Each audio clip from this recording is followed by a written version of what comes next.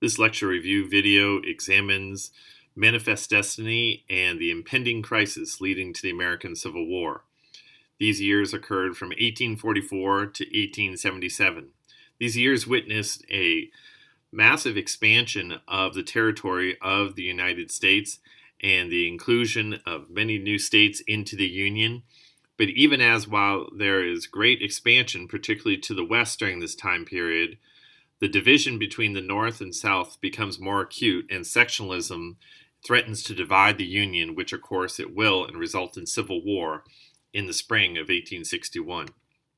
This time period continues antebellum America, or that time period before the war, in which, as we look at the map of the growing United States, more and more we see lines that are demarcating where slavery is existing and where it is not. Of course, slavery is banned by state law in most northern states.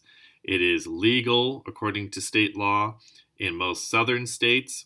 It is a reality and legal in Missouri because of the Missouri Compromise, which also made Maine a free state, and also established the 3630 latitude line as a place of demarcation for the Louisiana Territory, that north of the 3630 line there would not be slavery, and south of it there would be slavery. And then in addition, there is vast tracts of land to the west, which at the beginning of the antebellum period, the United States does not own. They are owned by the Spanish and then eventually the Mexican government once they win their independence from Spain.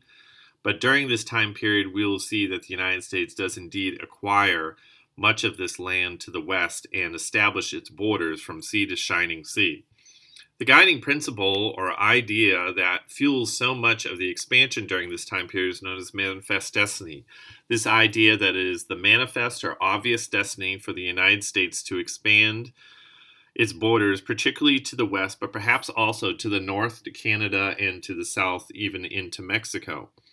The belief of manifest destiny was that the United States would play a civilizing role for the rest of the world, and particularly its neighbors, bringing constitutional or limited government, bringing Christianity, and also bringing capitalist or free market institutions, bringing prosperity, civilization, and driving away less primitive societies, particularly native tribes.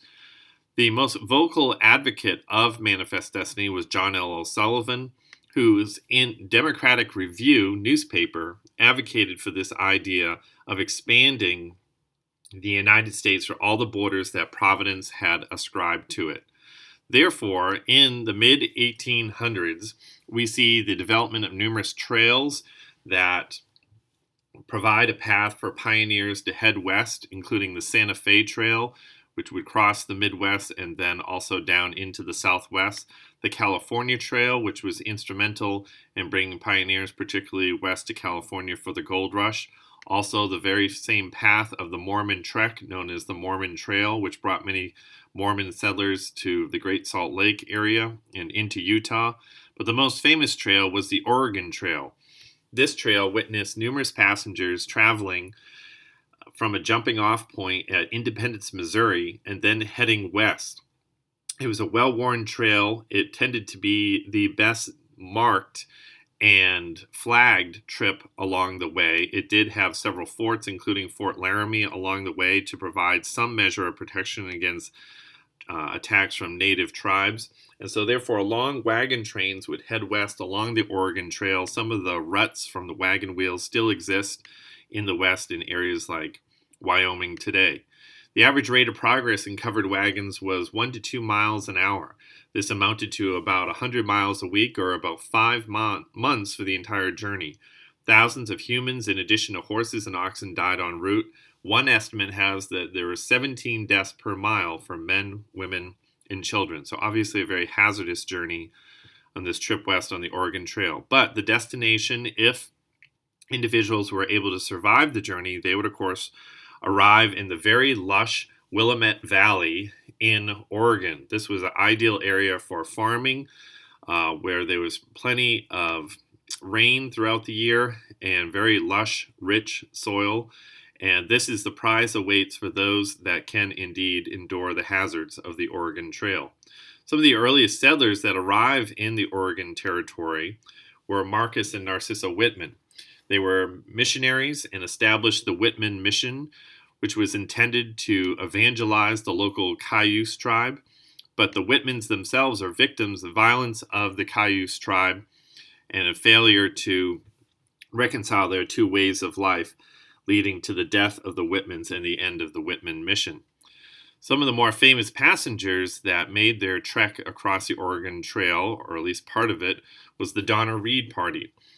The Donner Party, of course, becomes infamous for a trip that goes bad and for a group of pioneers that do not follow the established path to the west of the Oregon Trail, but rather receiving poor advice, which they accept, they decide to take a cutoff, a shortcut that they believe will be faster, headed across the Great Salt Lake Desert and also the Sierra Nevada mountains. And so as a result, they remove themselves from the main Oregon Trail, follow the advice of an ill-informed advisor at Fort Bridger, make their way through the Wasatch Mountains, and then face enormous geographical and weather obstacles on their continued journey west, including making it across the Great Salt Lake Desert with a lack of water and also fodder for their cattle. They lose numerous oxen on their trip across the Great Salt Lake Desert and begin to realize that they've made a mistake in following the advice of this false guide.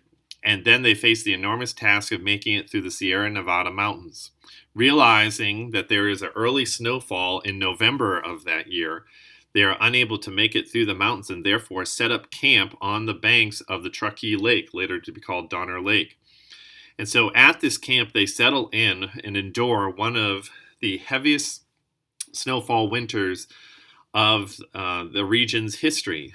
And the snowpack emerges numerous feet above ground, and very quickly they run out of supplies. They are forced to send out a rescue party as many members of their party are dying.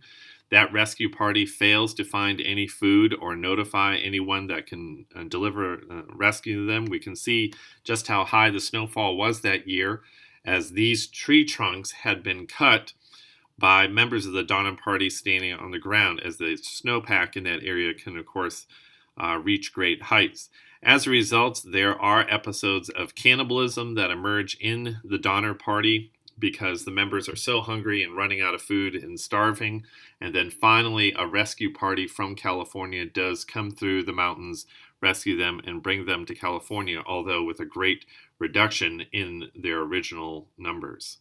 The premier event and cause for so much settlement, particularly in the West, that induces so many Americans from the East to head west is the California Gold Rush. The California Gold Rush emerged at a sawmill known as Sutter's Mill, where one of the workers discovers gold in the local American River.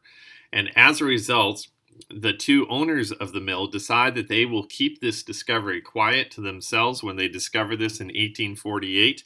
Of course, word gets out very quickly, and as a result, the following year in 1849, there are notices in the local newspapers and then across the country that gold has been discovered in California, and as a result, passenger ships and numerous freight shippers charter their ships to carry would-be prospectors and would-be millionaires and bring them to California. Some of them sail all around through the Straits of Magellan at the tip of South America. Others sail down to Nicaragua and pass overland and then take another ship up to the coast of California. And others take the overland trail on the Oregon Trail. As a result, the very small settlement of what was San Francisco becomes a much larger port city very quickly, with so many prospectors coming west to earn their fortune in the gold fields of Northern California, around the area, particularly what we would call Sacramento today. These, of course, are the very famous 49ers. 2/3 of the prospectors were from the United States. 1/3 were foreigners. And 2/3 of the Americans that traveled west to California originated from New England. Other prospectors were from South America, Mexico, China, Europe, free blacks, and also Cherokees who had lost their lands in Georgia during the Trail of Tears. Also, as part of the 49ers were a few number of women who would help in the camps, and also particularly Chinese workers who particularly did some of the most menial labor, and in an effort to escape famine and rebellion and conflict and civil war in China, came to America in an effort to discover their own fortune and provide for their families in the gold fields of California. Gradually, small prospecting operations expand to much larger mining operations, and particularly corporate takeover of these mining operations, in which entire areas of the American River are redirected, and then the riverbed is dug by much larger mine operators and corporations. And eventually, the small pick and shovel and panning for gold type of prospecting gives way to larger hydro mining, in which large high pressure water hoses are blasted against the sides of the mountains in California in an effort to discover gold. The largest profits that are made from the prospecting in California are really found in San Francisco.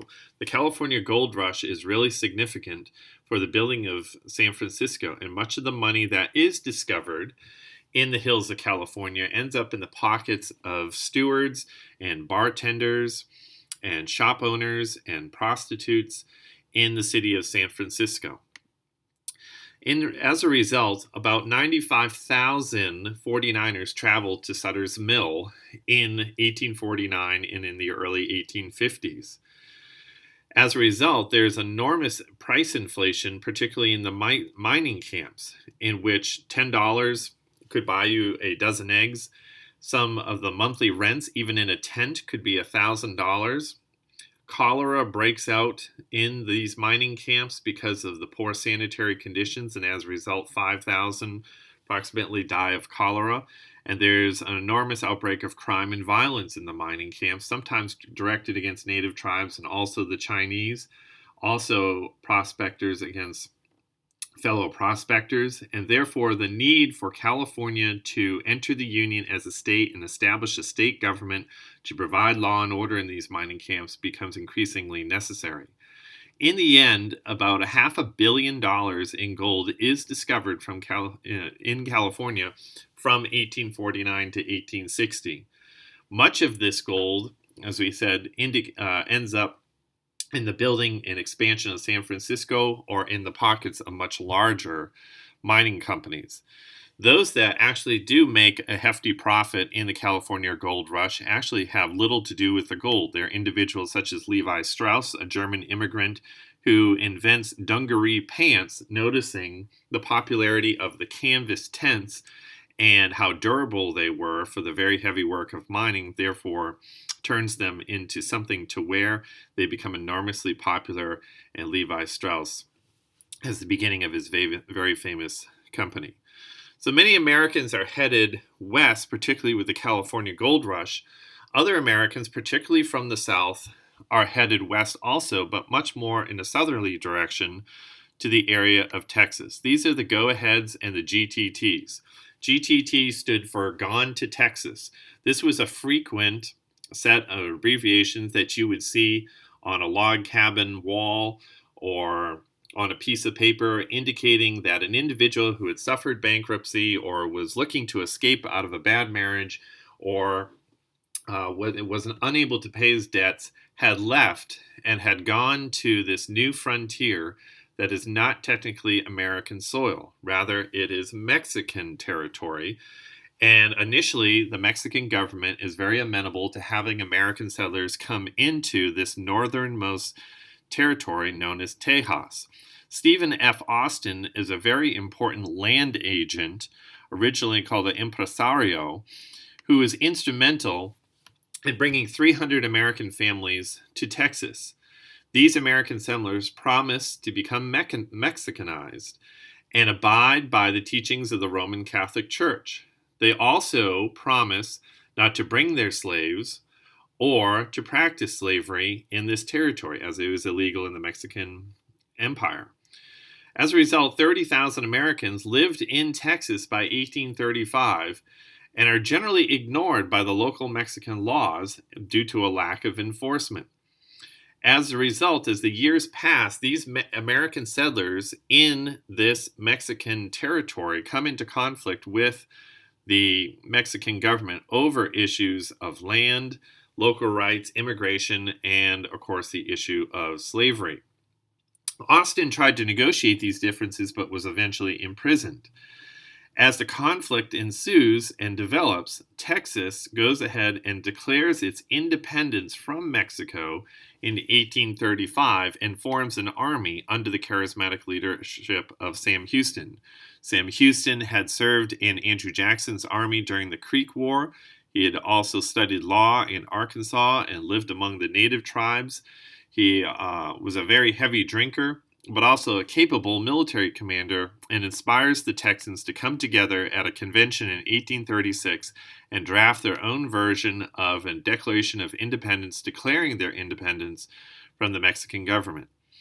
Now, of course, this Declaration of Independence does not sit well, particularly with the sitting Mexican emperor, who at the time was Antonio López de Santa Anna.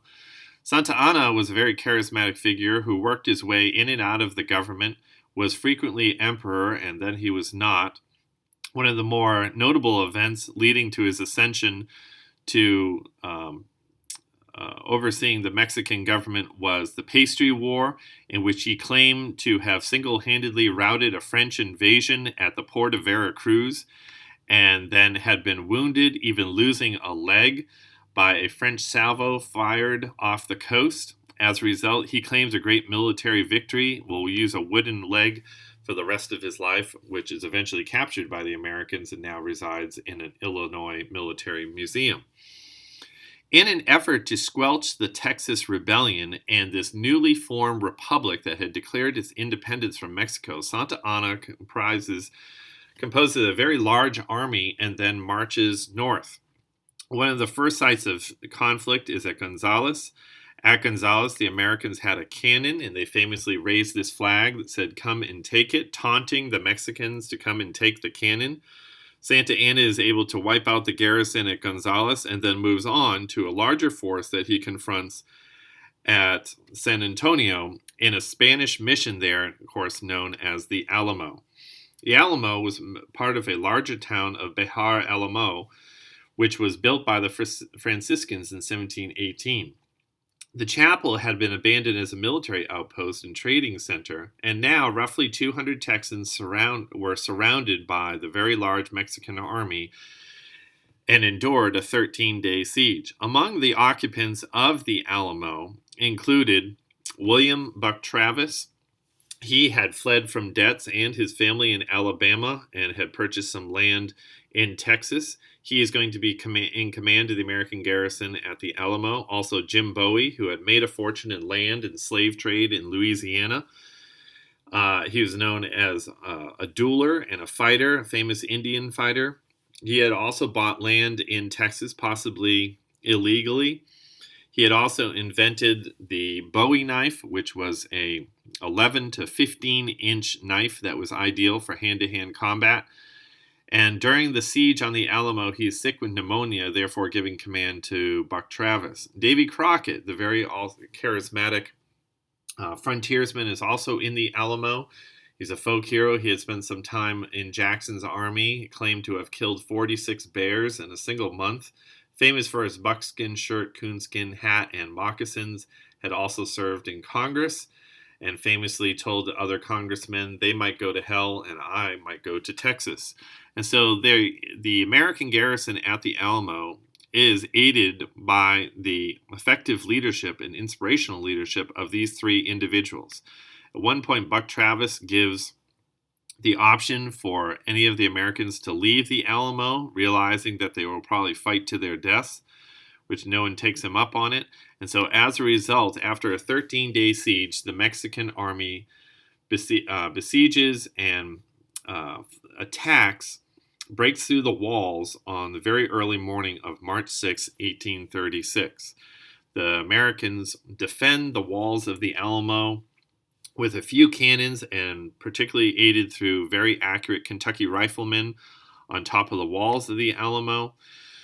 Inside of the Alamo, there are 182 that occupy the fortress, and the assault will last for about an hour and a half, from 5 in the morning to 6:30. In the end, Buck Travis is killed on the walls, Jim Bowie is killed in his bed, and Davy Crockett is killed right outside of the chapel of the Alamo as the Mexican army pours into the fortress and the chapel. Santa Anna will lose 600 of his 1,800 soldiers, and in the end, all 182 Americans are killed inside of the Alamo. So this event, this battle, which for many Americans is perceived as a massacre, leads to the very famous, inspiring slogan of "Remember the Alamo." This slogan will fuel American resistance for the remainder of the Texas War for Independence, and also all the way into the Mexican-American War.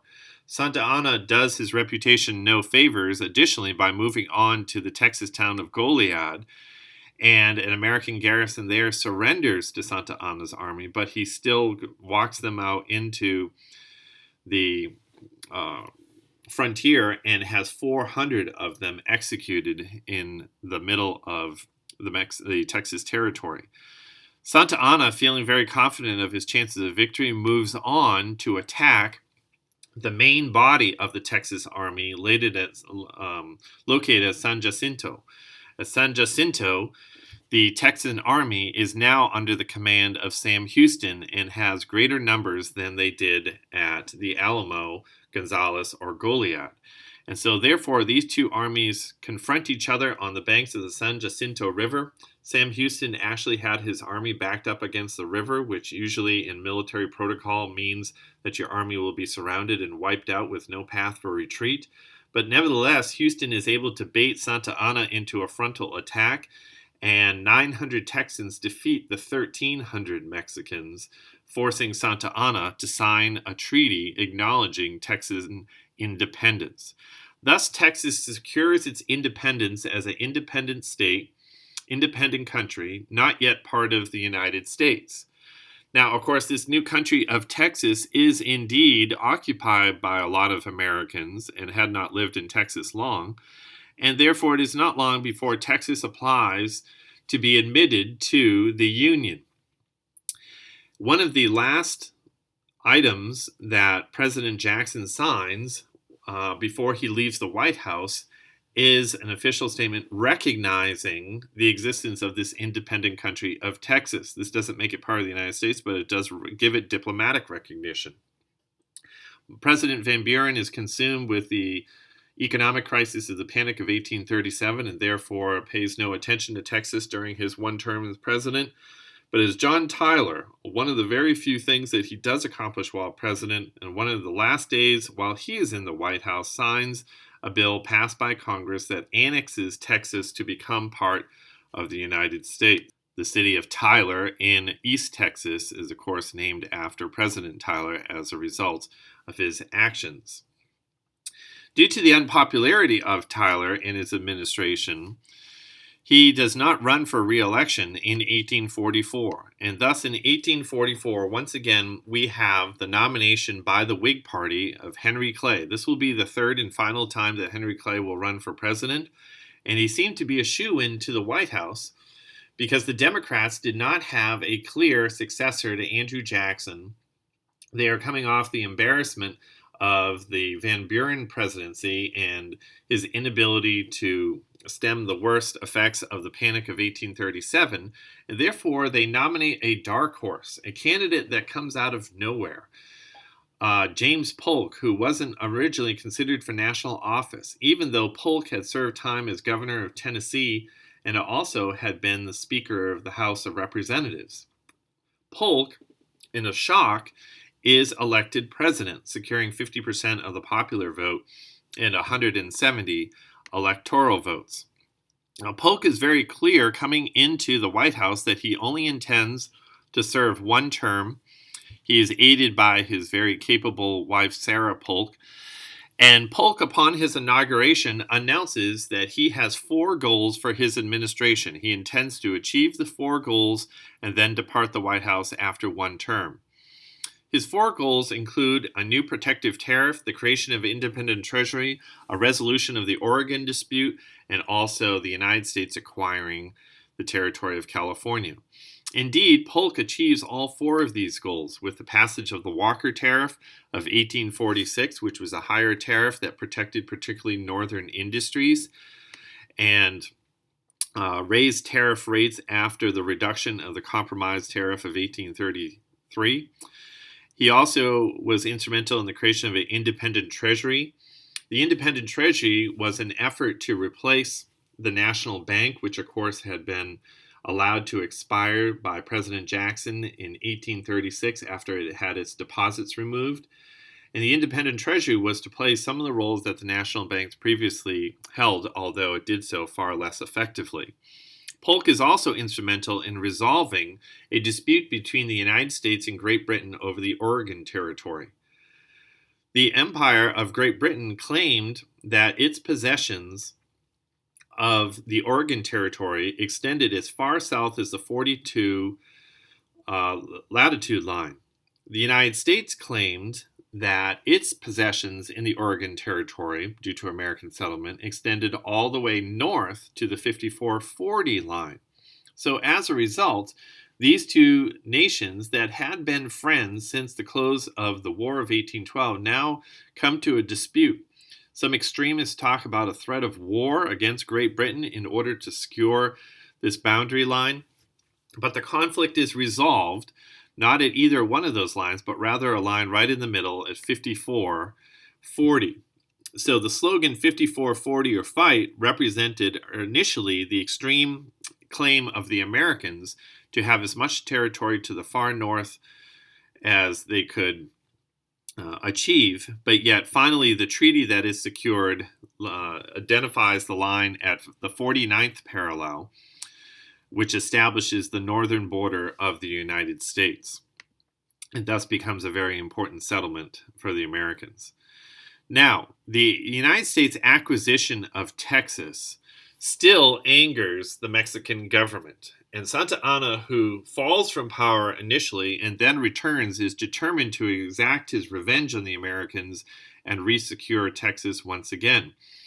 Therefore, after the U.S. annexation of Texas, Mexico broke diplomatic relations with the United States. The United States sent diplomatic representative John Slidell with an offer to buy New Mexico and California, these territories, for $25 million, but he is refused. Therefore, with the threat of violence on the newly established United States and Mexican border at the Rio Grande River, President Polk ordered General Zachary Taylor and his troops to the Rio Grande River. In an event that is still shrouded with confusion, firefight breaks out between the 2 forces stationed at the Rio Grande River, with apparently Mexican troops attacking some U.S. cavalry units. Therefore, Polk went before the United States Congress and asked for a declaration of war. A single-term young congressman named Abraham Lincoln from Illinois introduced what he called the spot resolutions, in which he wanted to have the exact spot identified where the shooting had broken out, and indeed had American troops cross the line into Mexico to antagonize the Mexican troops. However, those resolutions are not passed, and Lincoln is voted out of office after serving 1 term in the House of Representatives. Thus, President Polk does secure a declaration of war from the United States Congress, which initiates the Mexican-American War, which will occur from 1846 to 1848. This is a relatively swift war for the American Army. The American Army is actually going to lose more men to the heat and exhaustion and disease of being on campaign in a very hot climate to the south than they are to actual Mexican bullets. Very early in the war, General Stephen Kearny leaves his position in the Louisiana Territory and marches south, securing important forts such as at Santa Fe, and then will march all the way to San Diego, California, where he raises the American flag. Also at Monterey, to the north of California, John C. Fremont raises the American flag at Monterey and then marches south and meets Kearny forces at San Diego, routing a smaller Mexican force and securing the harbor there. And they proclaim a new independent republic, the Bear Flag Republic. Therefore, this revolt of these American settlers, mostly prospectors who lived in California, kick out Mexican authorities and the Mexican governor of California in the event known as the Bear Flag Revolt, establishing their own independent country, the Bear Flag Republic, awaiting annexation and acceptance into the Union of the United States.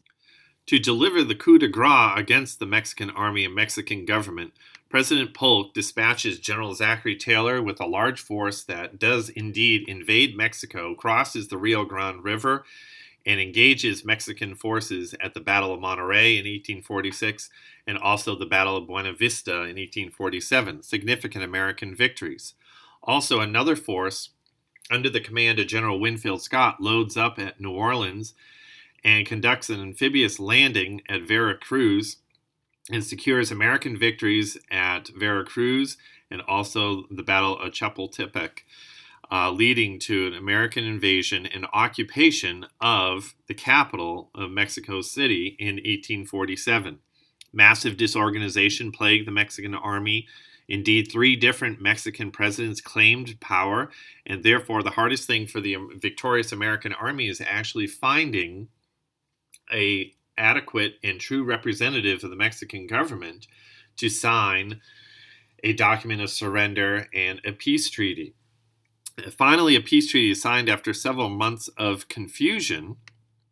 Part of that confusion lays with a State Department representative named Nicholas Trist. He is given instructions to negotiate a treaty with the Mexican government that will become known as the Treaty of Guadalupe Hidalgo. Once Trist negotiates the treaty, however, Polk realizes that the Americans may be able to secure more from their victory in the Mexican-American War and tells Trist to withhold from signing the treaty so that the Americans can demand more. However, Trist, not looking for a resumption of hostile activities, does go forward with the treaty and has a representative of the Mexican government and himself sign it as a representative of the United States, securing the Treaty of Guadalupe Hidalgo. As a result, the Senate ratified the treaty on a vote of 38 to 14. The United States gained official annexation of Texas with an acknowledged border all the way up to the Rio Grande River. The Mexican cession, all of this land, it was annexed to the United States, included New Mexico territory and also California. The United States agreed to pay $15 million to the Mexican government, along with the $3 million in debts that the Texas government had owed. And as a result of the war, Mexico had lost half of its territory, but only 1% of its population. Therefore, this large tract of land, the Mexican cession, is incorporated into the United States. So during the presidency of James K. Polk, he is instrumental in drastically expanding the territorial acquisitions of the United States. He secures the far northwest border with the resolution of the Oregon dispute. Texas officially becomes a state and an entrance into the Union, and the Mexican cession adds a lot of land that will become the states of California, Nevada, Utah, parts of Colorado, also Arizona, and New Mexico. The last portion of land that is purchased by the United States to round out the territory of the lower 48 states of the United States occurs after Polk's presidency in 1853 with the purchase of the Gadsden Purchase. The Gadsden Purchase was an additional, much higher priced land purchase from Mexico, this time peaceably, for $10 million in an effort to build a railroad that skirted south of some of the main treacherous mountains that ran across New Mexico. The long-term significance of the Mexican-American War, of course, is the acquisition of all of this new land from which new states will be created for the expansion of the United States. Another significant impact of the Mexican-American War is that several junior officers and soldiers received some training and experience in war, which of course they will use later on in the coming of the American Civil War. Many of the generals, particularly, were junior officers during the Mexican-American War, and that training, of course, will become handy later on when war breaks out between the states in 1861. Therefore, we can see the contrast in this map between the territories in the United States at the beginning of James K. Polk's presidency and then after. As a result, new states come into the Union and large tracts of the land to the west are settled. James K. Polk does indeed fulfill his promise of achieving his 4 goals during his time in the White House: a higher protective tariff, an independent treasury, the resolution of the Oregon dispute, and also the acquisition of California. And so, not seeking re-election, James Polk actually dies very quickly after leaving office, just a few months.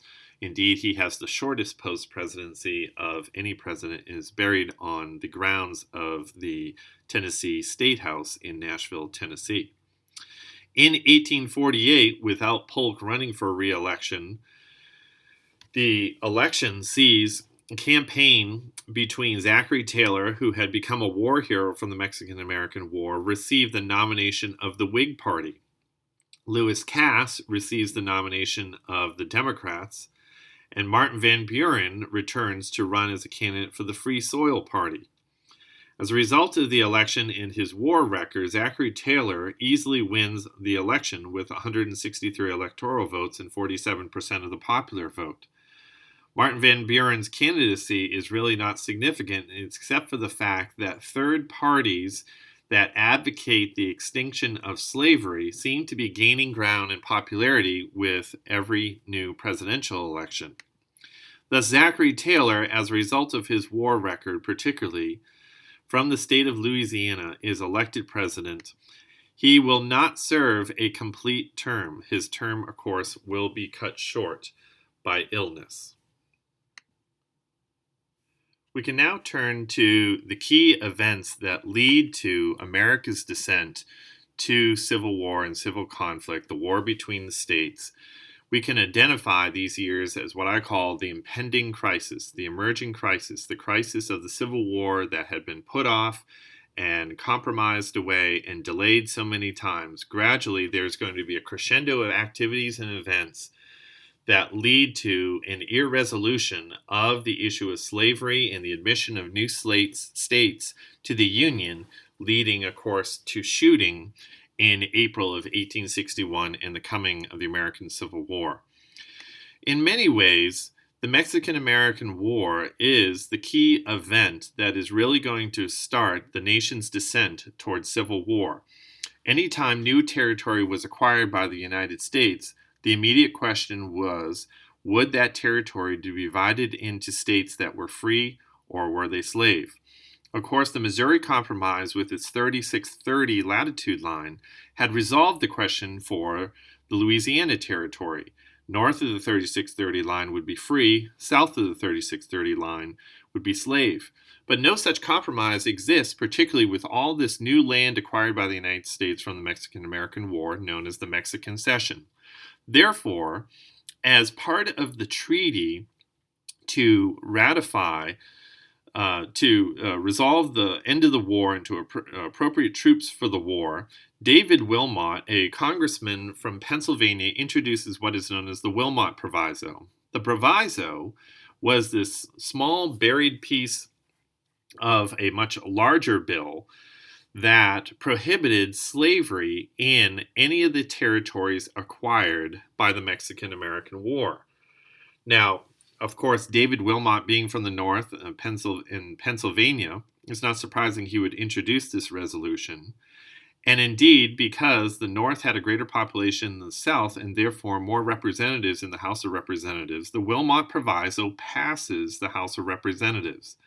However, because the vote between slaveholding and non-slaveholding states is exactly equal in the Senate does not vote for David Wilmot's proviso.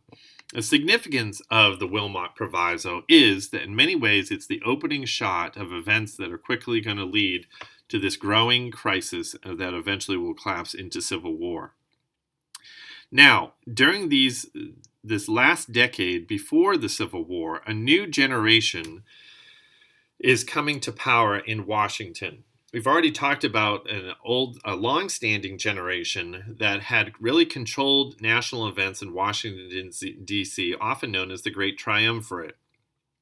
This generation had come to Congress right on the eve of the War of 1812, and they had been at the center of main events throughout the antebellum period. This, of course, included Daniel Webster, John C. Calhoun, and Henry Clay. Throughout the antebellum years, each of these individuals had faithfully represented the interests of their states and their regions. They had become the most vocal advocates for slavery or non-slavery, and also premier leaders of events on the national stage.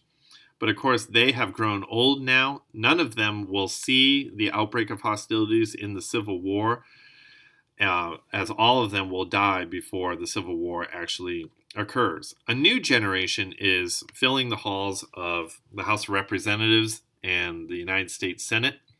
This includes Stephen A. Douglas, who's a senator from Illinois, William H. Seward, who also served from New York, Salmon P. Chase, John J. Crittenden from Kentucky, Jefferson Davis from Mississippi, and also a war hero of the Mexican-American War, and Abraham Lincoln, who had served briefly as a congressman from Illinois, otherwise had held no other national office, but yet will become a premier national figure as we move into the 1850s.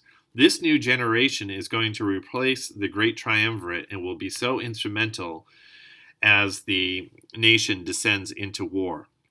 Now, in 1850, as the 31st Congress convenes in Washington, D.C., there are several main issues of dispute coming before the Congress. There are 5 major challenges that they face. One is an emerging boundary dispute between Texas and New Mexico, with both sides claiming that they owed greater territories, particularly up into the north of their states. Also, the issue of California statehood. California has enough population to apply to be admitted to the Union, but of course the ever-present issue of slavery dogs California statehood. Will it become a slave state or a free state? Also, many in the South are demanding that the United States pass a stronger Fugitive Slave Act for so many slaves who are escaping from the South, particularly along the routes of the Underground Railroad, that Congress would pass a new federal law that would mandate the capture and return of these slaves to the South. Also, the issue of slavery in the territories of all this new land acquired by the United States during the Mexican-American War, known as the Mexican Cession. What will be the status of these new states? Will they be free or slave? Will slavery be allowed in these territories? And also the pressing issue of slavery in Washington, D.C., the nation's capital. The Congress faces all of these questions in 1850. Once again, and for the final time, the great compromiser, the great pacificator, Harry of the West, the senator from Kentucky, Henry Clay, will emerge with a compromise and an effort to resolve all of these disputes. His ideas will become known as the Compromise of 1850. The Compromise of 1850, a large omnibus, one packaged bill of all these issues, comes before Congress. The compromise includes such proposals as New Mexico will win the territory and the boundary dispute with Texas, but all the debts of Texas will be absorbed by the United States government. California will be admitted as a free state. Most of its settlers had come from New England and weren't slaveholders anyway. Slavery is actually very rare in California, so California should be admitted as a free state. Indeed, to pacify the South, a new Fugitive Slave Act will be passed in which federal marshals will be able to go into the North and arrest those that they believe to be escaped slaves and return them to the South. And then also, the issue of slavery will be decided in the new territories acquired by the Mexican cession by the technique of popular sovereignty. Popular sovereignty is the idea that local people will vote, the population of the area will exercise their sovereignty and decide whether or not there will be slavery or not in their territory and new state. And then to resolve the issue of slavery in Washington, D.C., Clay's Compromise issues the proposal that slavery itself will be legal in Washington, D.C. One could travel with their slaves from the South to the nation's capital, but trading of slaves, with its horrific scenes of the slave market and the separation of families and the brutality and the ugliness of the slave trade, would be banned in the nation's capital. These are Clay's ideas, his 5 proposals to resolve these 5 issues, all packaged together in the Compromise of 1850 in an omnibus bill. The bill passes Congress and goes before President Taylor. But because President Taylor doesn't believe that all the issues are favorable to his native South, he vetoes the bill. And therefore, it seems like the Compromise of 1850 is dead.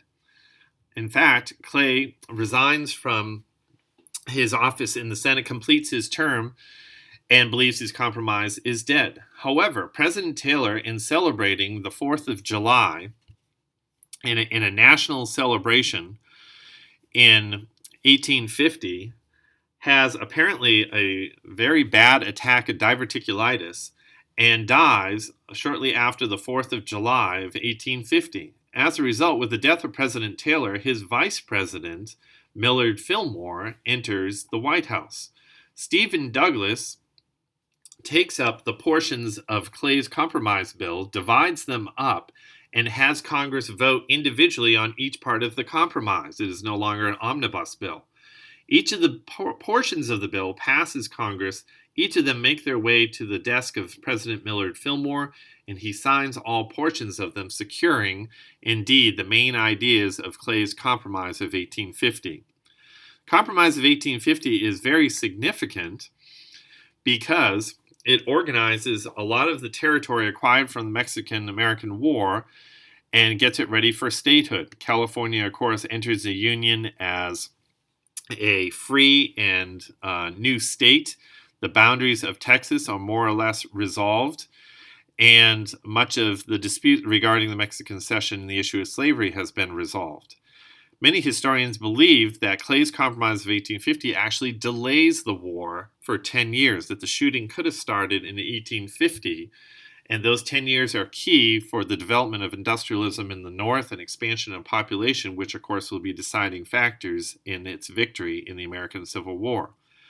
Thus, President Fillmore ascends to the presidency upon the death of Zachary Taylor, and he will finish out the remainder of Zachary Taylor's term. A more or less forgettable presidency, except for the fact that he does dispatch Commodore Matthew Perry on a very famous diplomatic mission, gunboat diplomacy, to feudal Japan and demand that the shoguns open up Japan to trade with the rest of the world. Hitherto before, Japan had been isolated and closed down to trade with much of the rest of the world, and the United States is instrumental in opening Japan to modernization, also industrialization and trade, which of course will put Japan on the fast track towards industrialization and becoming a significant military power in the 20th century. Also, the United States' relationship with Asia increases with the Treaty of Shanghai in 1844, which established an American consulate and trading post, a sphere of influence in China, in which the old China trade was launched, included items such as coins, porcelain, furs, lacquerware, silk, furniture, ginseng, tea, and cotton, much of that trade occurring through the port at Salem, Massachusetts. As a result of the Compromise of 1850, there seems to be a lull in the action, a time of peace and perhaps some resolution on the conflict between the North and the South and over the issue of slavery. The only event that does seem to stoke the flames of antagonism a bit is the publication by Harriet Beecher Stowe, one of the famous children of Lyman Beecher, of Uncle Tom's Cabin. This novel highlighted the brutality of slavery, the violence inherent in the system, the violence that encouraged white plantation owners to practice to maintain their slaves. It also highlighted the division in families and really pricked the nation's conscience over the existence of slavery. 300,000 copies were sold in the first year. However, it was illegal to mail a copy of Uncle Tom's Cabin in the South, and many Southerners complained that Harriet Beecher Stowe hadn't even been to the South, and how would she know the brutality of the institution? But nevertheless, Uncle Tom's Cabin is an important publication like Common Sense before the Declaration of Independence that really raises the nation's conscience and has people pay attention in a new way to the violence of slavery. Another important publication coming for the Civil War was The Impending Crisis of the South by Hinton, Rowe, and Helper. Helper was actually a Southerner, and he highlighted the danger of the fact that the Southern economy was simply based on one product, essentially cotton, and it was a strictly agricultural economy, and that there was no way that the South would be able to compete for decades to come with such a strictly agricultural and single commodity product. As a result of the Compromise of 1850 and the passage of a new Fugitive Slave Act, federal marshals are empowered to go into the North and actually arrest African Americans that they accuse had escaped from slavery and returned them to their white masters in the South. This brings the violence of slavery from the South into the North, with often federal marshals arresting people, African Americans who may or may not have actually ever been to the South, lived in the South, or been a slave in the South, and accusing them of having been an escaped slave and then returning them to the South. This often leads to mob activity and riots and fighting in the streets between local Northerners who oppose the institution of slavery and oppose the arrest of these African Americans and being arrested and being sent south.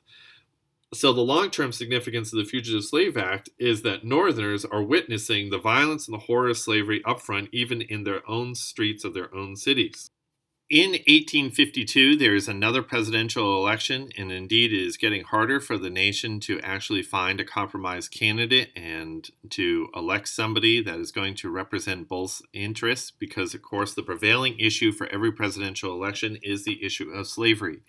In 1852, the Democrats nominate Franklin Pierce from New Hampshire, and he soundly defeats the Whig candidate Winfield Scott, who is also a war hero.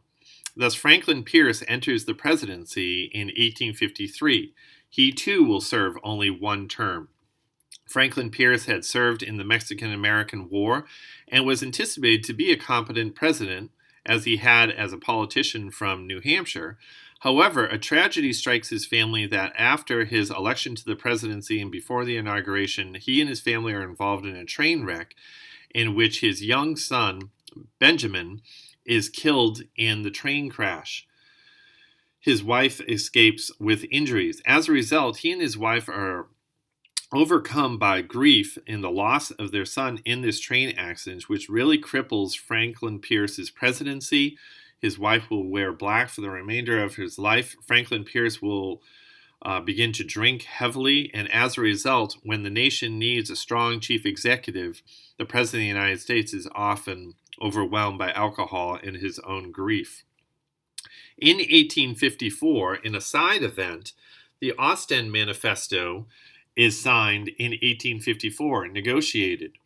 The Ostend Manifesto, negotiated in Belgium, called for the southern states to also acquire the island of Cuba.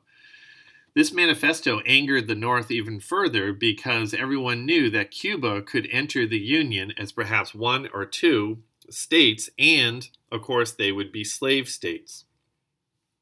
A key event for re-antagonizing the division between the North and South, particularly over the issue of slavery, occurs in 1854. In that year, Senator Stephen Douglas from Illinois is trying to figure out a plan in which he could get a transcontinental railroad, which everyone expected to be built, to connect California to his home state of Illinois. This, of course, will mean enormous economic benefits for the state of Illinois if Illinois is the first eastern terminus of this transcontinental railroad, which will connect California to the rest of the established nation. However, the problem for Douglas is that these territories that the railroad will be built include the Kansas territory, which has already been declared not to have slavery. The Kansas territory is north of the 3630 Missouri Compromise line and therefore is free territory. And Douglas knows that there's no way that the southern states will vote for Kansas to become a free state and lose their balance of vote in the United States Senate. Therefore, Douglas sees the Missouri Compromise as standing in the way of the construction of this transcontinental railroad. Therefore, he proposes in 1854 the Kansas-Nebraska Act, which would divide the Kansas Territory into two territories, the Kansas Territory and the Nebraska Territory. Nebraska to the north, that territory would become a free territory, and the technique of popular sovereignty would decide slavery in the Kansas Territory. This means that the Kansas-Nebraska Act would revoke the Missouri Compromise, which had been the Band-Aid really holding the country together all these years throughout the antebellum period. And now, Kansas, on the basis of popular sovereignty, could technically become a slave state north of the 3630 line. All of this was for the construction of this railroad. As a result, Congress approved the bill, and immediately there is a flood of settlers coming from the north and to the south, quickly settling the Kansas Territory so that they could establish a new state government there and gain admission to the Union either as a free state or a slave state. Not surprising, it immediately leads to conflict between the two sides in the conflict known as Bleeding Kansas. The Civil War and its shooting begins in the Kansas Territory in an effort to make Kansas either a free state or a slave state, with pro-slave and anti-slave forces confronting each other even in pitched battles in the state. The state is divided between jayhawkers and bushwhackers, those that oppose slavery and those that wanted to advance slavery, including the famous Quantrill Raiders led by William Quantrill. Many of the anti-slave forces are supplied, particularly from New England, with rifles known as Beecher's Bibles sent by the Reverend Henry Ward Beecher all the way to Kansas. And so what we see emerge in Kansas is numerous pitched battles, massacres, including the Potawatomi Creek Massacre led by the fiery anti-slave abolitionist John Brown, and also the establishment of two state capitals, one at Lecompton, one at Lawrence, two state constitutions, one that endorsed slavery, one that opposed slavery, two governors, two legislatures, and two applications for statehood. Thus, Kansas remains in limbo, remains divided between pro-slave and anti-slavery forces as Bleeding Kansas rages on. In Boston, there is a group of ministers, reformers, businessmen, entrepreneurs that are secretly funding military operations of anti-slave forces in Kansas and also secretly protecting John Brown, who after Potawatomi Creek Massacre flees to Boston and begins talking about raising an army for a slave rebellion. On the floor of the United States Senate itself, the violence that begins in Kansas comes to the United States Congress itself, where the fiery and confrontational senator from Massachusetts, Charles Sumner, delivers a very vitriolic address against his fellow Southern senator, Andrew Butler, Charles Sumner being from the north of Massachusetts, attacking the Southern senator, Andrew Butler, criticizing his love for the institution of slavery, even equating it to a very sexual relationship he would have with a mistress. Senator Butler's nephew happened to be serving as a representative in the House of Representatives from South Carolina, known as Preston Brooks. And therefore, the following day after Sumner's attack on Butler, Brooks leaves the House chamber, comes over to the old Senate chamber of the Capitol, and begins assaulting Charles Sumner, beating him ruthlessly on his head and torso with a walking stick.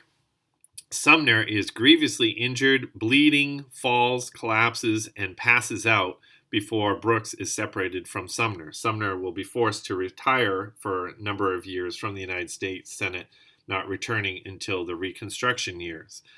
But the significance of this caning of Sumner is that the violence of anti-slave and pro-slave forces has come all the way to the floor of the United States Senate. In response to the development of these events, particularly out west, and the issue of slavery in the new territories, we see the emergence of a new political party. The old Whig Party, which originally was formed as the anti-Jackson Party, has now collapsed. It has fallen along this dividing line between North and South, slave and free. It is no longer able to form a national coalition. Therefore, many of the old elements of the Whig Party, some elements of the previous American Party, as well as some Democrats who oppose the institution of slavery, known as conscious Democrats, come together and form what are called anti-Nebraska meetings, protesting the Kansas-Nebraska Act. Some of these are held in Exeter, New Hampshire.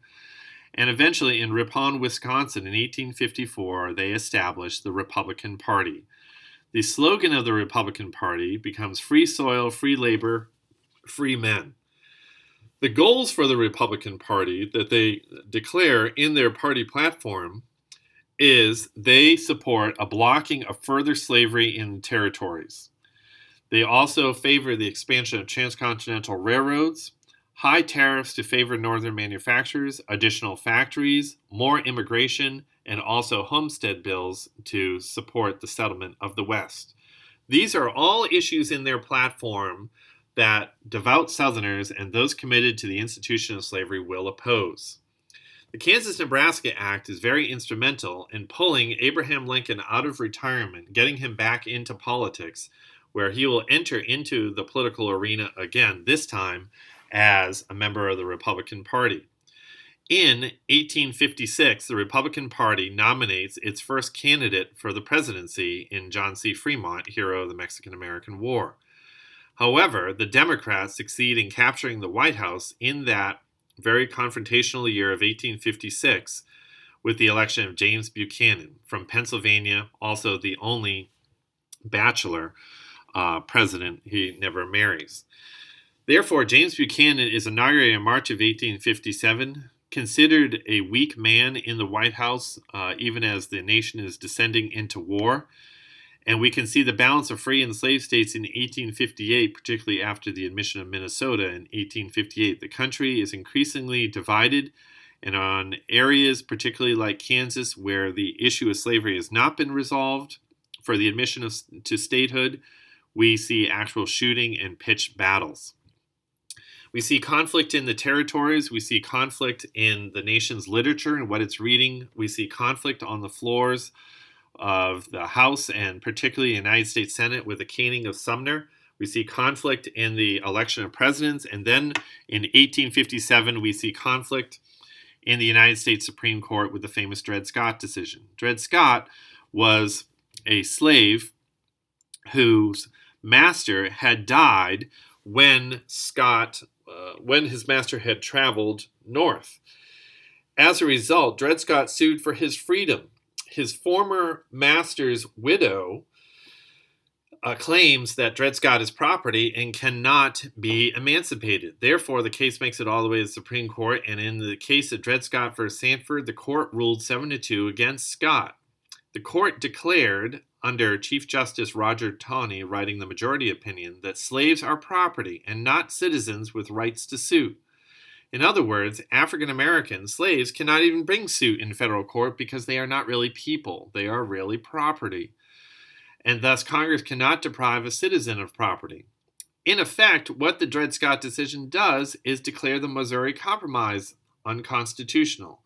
The very compromise and bill which had been holding the country together and avoiding hostility for all these decades now has been destroyed with the passage of the Kansas-Nebraska Act and also the decision of the Supreme Court in the Dred Scott decision. Ironically, Scott himself is freed by the new husband of Emerson's widow a few years later. To make matters worse, A ship from California known as the SS Central America, loaded down with 30,000 pounds of gold from the California goldfields, sinks off the Atlantic coast in 1857. This shipment of gold, which had been anticipated by East Coast bankers, is one of the factors that leads to the Panic of 1857. So now, with the country on the eve of civil war and conflict and even violence in the territories, now we have an economic panic, which witnessed rapid selling on Wall Street and many banks and insurance companies failing in the Panic of 1857. In 1858, there is a Senate race campaign in the state of Illinois. Stephen Douglas, who had been the author of that Kansas-Nebraska Act, now is running for re-election. And a young former congressman, frontier lawyer, and folk hero, Abraham Lincoln, decides to challenge him for that Senate seat. Therefore, both parties agree to a series of debates across the state of Illinois, in which Lincoln and Douglas would debate the issues of the day.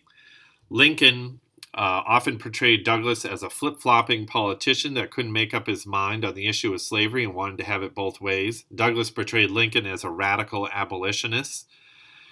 Eventually, after the series of debates, Douglas wins the Senate race. That's a key point to remember about the Lincoln-Douglas debates, that Lincoln does not win this election, and his election for the Senate of Illinois.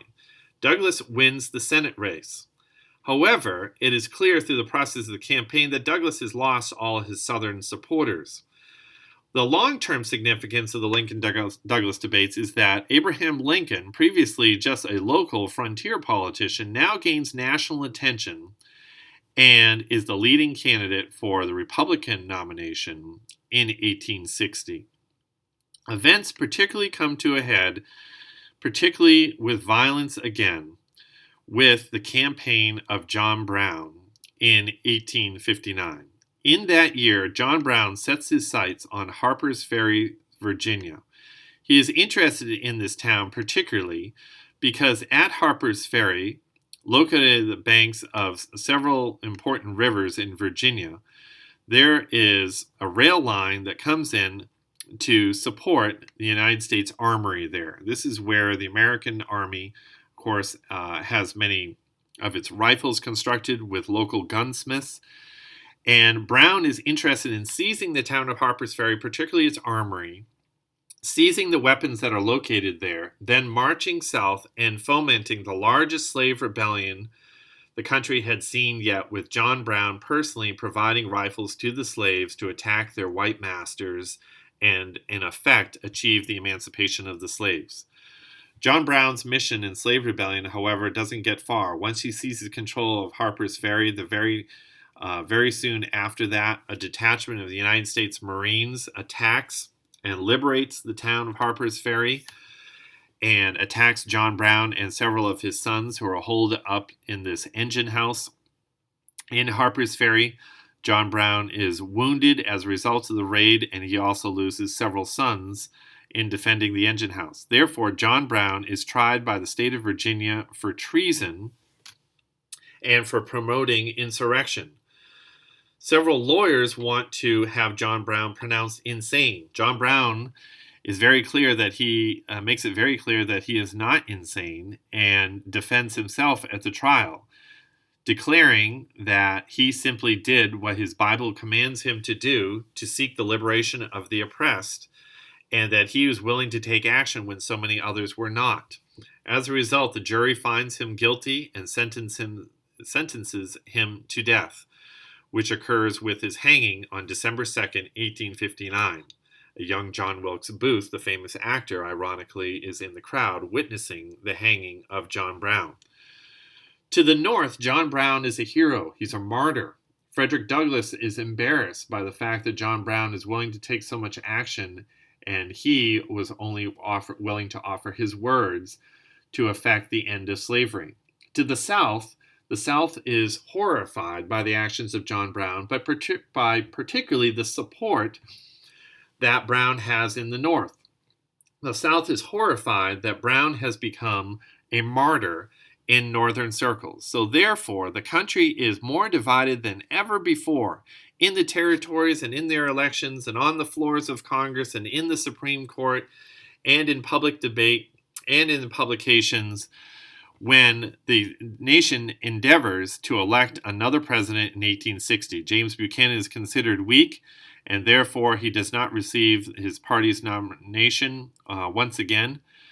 And what we witness in 1860 is a division of political parties and the emergence of new parties in an effort to reconcile the nation, even as the fabric of the nation is being torn apart in this election. By 1860s, as the Whig Party had fallen apart due to sectional differences, particularly the conflict over slavery, now the Democrats collapse into two sides, the Northern Democrats and the Southern Democrats. The Northern Democrats nominate Stephen A. Douglas as their candidate. The Southern Democrats nominate John C. Breckinridge from Kentucky. A new party, the Constitutional Union Party, nominates John Bell. The Constitutional Unionists, in a sense, were a last-minute gamble in order to try to capture the presidency, but to reconcile the two sides, and basically propose that popular sovereignty could just resolve the issue of slavery everywhere.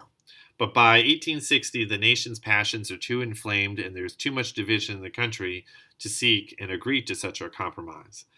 And then, of course, for the second time, the Republican Party nominates a candidate for the presidency in 1860, but this time they nominate Abraham Lincoln, who indeed becomes very popular in the North.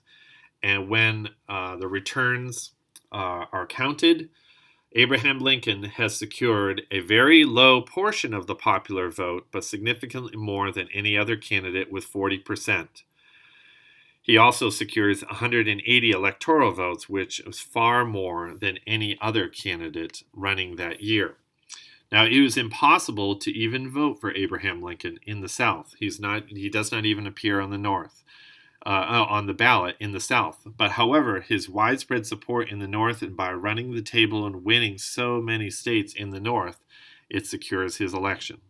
So Abraham Lincoln is elected and inaugurated in 1861. He will be reelected in 1864, but will not be able to fulfill the entirety of his second term. Abraham Lincoln is indeed born in a log cabin near Hodgenville, Kentucky. He's in many ways self-educated and teaches himself the law. He does practice law on the frontier, particularly in Illinois, and particularly establishes a law office in Springfield, Illinois. He runs as a congressman in his late 30s, introducing those spot resolutions before the coming of the Mexican-American War, but is voted out of office after only one term as a congressman in the 1840s. Therefore, he returns to Springfield, Illinois, continues his practice of law. He marries Mary Todd Lincoln, who is a child of the South, who bears him several boys. One of them, named Edward, dies in infancy. Another, Willie, will die in the White House, and which will bring much grief to his parents. And so Abraham Lincoln, who is famous for using his axe to cut rails, fence post rails, becomes nicknamed the Rail Splitter and becomes the candidate in 1860. The South is horrified by the election of Abraham Lincoln, this candidate who does not say he seeks the abolition of slavery, but he does say he seeks the prevention of its expansion in the territories. The South is horrified by the election of a Republican candidate. So therefore, the call goes out once again from the state of South Carolina for a convention to be held, initially in Columbia, and then it is moved to Charleston, of a convention to discuss the issue of secession, the idea of breaking from the Union. And indeed, on December 17th, 1860, in the First Baptist Church of Charleston, South Carolina, delegates to the secession convention vote overwhelmingly to leave the Union. And thus, the fear that the Founding Fathers had, and the fear that so many politicians had, and so many leaders of the country throughout the antebellum period, The reality that so many of Clay's compromises had endeavored to prevent has now become a reality in December of 1860, with the first state leaving the Union with the declaration that the Union is dissolved. South Carolina is the first state to secede. It is quickly followed by the lower South of Georgia, Alabama, Mississippi, Louisiana, Texas, and Florida. And then after the shooting breaks out at Fort Sumter, the upper South will secede in Virginia, North Carolina, Tennessee, and Arkansas. And as a result, when Abraham Lincoln is inaugurated as president in March of 1861, the lower South has already seceded from the Union. He comes into the White House with a very divided nation. The last breath attempt to resolve the disputes in the nation, known as the Crittenden Compromise, which would extend the 3630 line across the nation as a line to determine slavery and freedom, completely fails. And as a result, the Confederacy, which is formed in the South, a collection of the southern slaveholding states, seizes federal arsenals, federal armories, and also federal forts. The only fort that remains is in Charleston Harbor, still not seized by the Confederates. They demand the surrender of the fort, refuse to have it reprovisioned. But indeed, Abraham Lincoln dispatches another ship to Fort Sumter, which is turned away. And then finally, Fort Sumter is given an ultimatum by General P.G.T. Beauregard. Otherwise, he'll start shelling the fort. Ironically, it is his artillery commander and teacher who had taught him the techniques of artillery at West Point, Robert Anderson, who's in command at the fort. And so as a result, in the middle of the night, April 12th to April 13th, 1861, the Confederate batteries along Charleston Harbor open up and start shooting at the fort. And then in the morning, the fort surrenders without the loss of life. Thus, the Civil War and the shooting and the killing that so many had sought to prevent, stemming all the way back to the American Revolution and to the Constitutional Convention, has now become a reality in April of 1861 with the formation of two governments, the United States government to the north and then the Confederate States of America to the south. The Confederate States of America nominate and elect Jefferson Davis, the war hero of the Mexican-American War and senator from Mississippi, as their first president.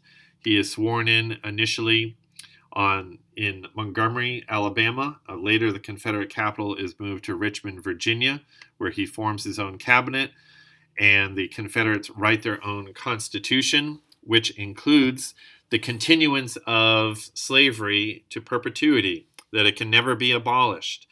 It is a document that favors states' rights. Ironically, that emphasis on states' rights, which is so important for the forming of the Confederacy, will of course also lead to its undoing, as it hampers the war effort to defend the territorial integrity of the Confederate States of America. This is the national flag of the Confederate States of America, along with its much more famous battle flag, and the Confederate States of America, as a result, print its own money. Thus, the conflict, which had hopefully to be avoided all these years throughout the antebellum period, has now become a reality in April of 1861. In the next lecture, we'll examine the events and the fighting of the Civil War, as well as the post-war period known as Reconstruction.